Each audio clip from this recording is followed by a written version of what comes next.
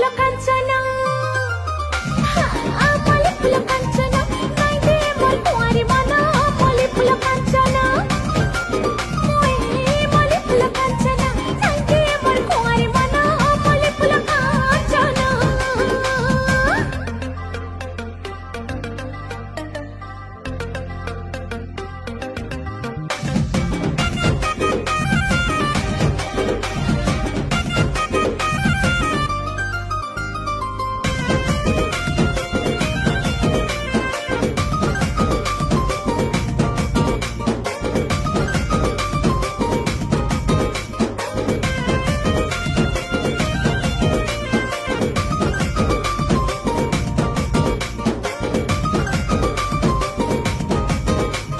Jhalmala